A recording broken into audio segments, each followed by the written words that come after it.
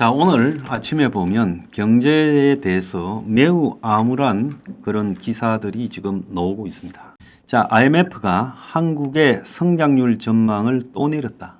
내년에는 1% 될 거다라고 추정하고 있어요. 그래서 한국의 불확실성이 크고 하방 리스크 내리꽂힐 가능성이 매우 높다. 가계 기업이 모두 부채 부담에 매우 내수가 부진하다. 그래서 기준금리 인하를 해야 된다라고 말을 하고 있습니다. 또 조선일보는 비상 걸린 경제팀이 안 보인다. KDI에 이어 IMF도 내수 부진, 성장률을 낮추고 있다. 기업들이 생존 위해서 지금 구조조정에 들어가서 돈 되는 거는 이참에 팔아야 된다고 다 팔고 있다. 그런데도 한국의 경제 수장은 위기가 아니다고 낙관하고 있다. 그래서 한국의 이 대기업들이 지금 회사들 중에 가격이 좀 나가는 거는 다 팔고 있다라고 이야기가 나오고 있고, 또 조선일보는 내수 수출 처방전 못 내는 경제팀, 정부가 저성장을 방치하고 있다. 정책 혼선을 반복하며 자자찬만 하고 있다. 내수 수출 꺾이는데 진단이 지금 전부 오판을 하고 있고, 기재부는 6개월간 내수 회복 조짐이라고 떠들었고, 산업부는 수출 둔화에도 실적을 자랑했고, 정책실장은 성장의 질이 크게 개선되었다고 말하고 있고, 경제팀은 재정 건전성을 빌미로 과감한 재정 투자를 할 생각을 하지 않고 손을 놓고 있고, 투자 소비 진작을 위한 대책이 지금 없다. 내부에서는 성과도 가오도 없이 밋밋하다라는데 안도하고 있고, 전문가들은 지금 이 마중물을 쏟아붓지 않으면 경기 회복이 불가능하다. 그래서 이대로면 역대 최악의 경제 성적표를 받을 거다. 이렇게 하면서 문재인 때도 3.0, 노무현 때도 4점인데 김대중 때는 5점이, 윤석열은 2.1이라는 이야기가 지금 나오고 있어요. 그래서 낙관적으로 경기 진단을 오판했고, 2년 연속 세수 결손을 심각하게 바라보지 않고, 대출과 관련해서 규제를 하느냐 대출을 허용하느냐에 오락가락했고, 그리고 상속세 개편 등에 대해서는 공연부를 하고 있다, 이렇게 비판했어요. 그래서 중앙일보는 사설에서 심상치 않은 IMF의 경고, 규제 계획에 나서야 된다. 제가 봤을 때 한국의 보수 언론이나 한국의 이 기득권층이 규제 개혁이 살 길이라는데 온갖 규제 다 해보세요. 경제가 좋아지나. 이런 것도 잘못한 거죠.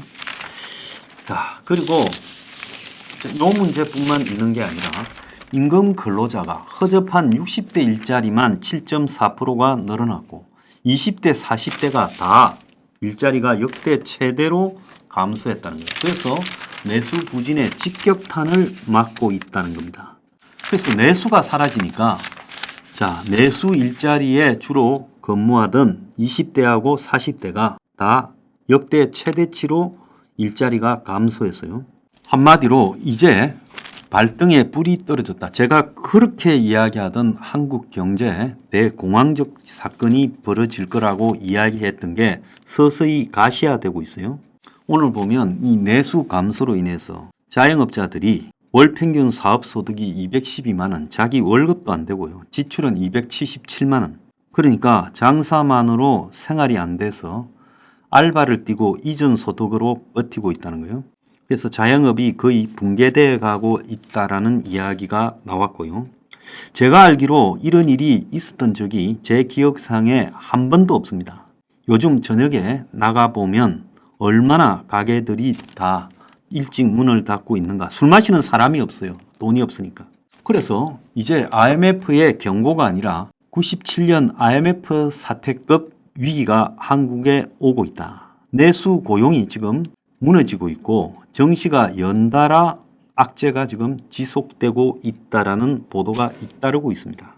자, 더 나아가서 경제평론가들도 이제서 이런 문제를 심각하게 다루고 있어요. 그래서 신삼고, 신삼저가 동시에 닥쳤다고 이야기를 하고 있어요. 신삼고라는 것은 물가, 금리, 환율이고, 신삼저라는 것은 성장, 고용, 수출, 내수, 투자 등이 다 줄어들고 있다는 겁니다.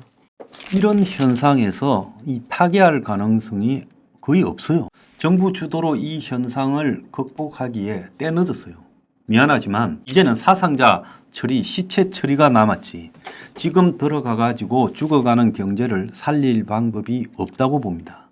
그래서 제가 그렇게 몇 년 동안에 목 놓아서 한국형 대공황이 온다, 손을 써야 된다 했는데 이제 상황은요. 경제가 다 죽어가는 상황에서 집에 불이 났어요. 자, 미국의 트럼프라는 사람이 한국의 경제에 불을 붙여버렸습니다. 그래서 내후 외환이 본격적으로 전개되고 있다. 솔직히 트럼프 변수가 없어도요. 내년에요. 1%대 성장 이하로 떨어졌을 겁니다. 여기에 이제 트럼프발 변수가 덮쳤어요. 이제 수출이라는 부분, 한국의 희망이죠. 솔직히 말하면 부동산이 이렇게 돼버린 상황에서 돈이 다 부동산에 물려 있는 상황에서 사람들이요. 가처분 소득이 없습니다. 월급 받으면요. 전부 부동산에 원리금으로 먼저 넣어야 돼요. 그러면 조금 가지고 써야 됩니다. 그래서 부동산 가격을 이렇게 올려놓으면서 국민들이 전부요. 자기의 능력은 생각하지 않고 연끌해서 투자하도록 했어요. 그래서 작년에 72만 명이 무주택자 집을 샀다는 거 아닙니까? 자, 이렇게 되니까 결국은 이 사람들이요. 이제 외식할 돈도 없고 옷 사입을 돈도 없고 술 한잔할 돈도 없는 거예요. 땡 하면 직장 마치면 다 집에 갑니다. 외식할 돈은 자 집에서 다 그냥 밥 먹습니다. 술 한잔하는 그런 부분은 기업도 이제 법인카드나 이런 데 허용도 안 하죠.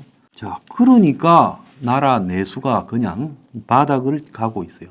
이것이 살아날 가능성은 저는 없다고 봅니다. 정부가요, 뭐 놀러 가라고 쿠폰 뿌리고 이런다고 해서 내수가 살 문제가 아니에요. 공휴일 늘린다고 될 문제도 아니고요. 그런다고요, 수출이요, 늘어날 가능성이 있습니까? 가면 갈수록 수출이 어려워지겠죠. 자, 거기에다가 물가가 올라가고 지금 금리를 내려야 대한민국 경제가 사는 것처럼 이야기하는데 금리를 내렸다가는 외국 자본이 다 빠져나가 버리겠죠. 미국의 금리가요 많이 내려갈 것처럼 한국이 떠들었지만은 제가 그러지 않다고 했잖아요. 지금요 트럼프 때 미국의 금리가 도로 더 올라가게 생겼어요. 그건 미국의 10년물 국채 금리 상승이 보여주는 거 아닙니까? 환율은 가면 갈수록 흔들릴 거예요. 주식요?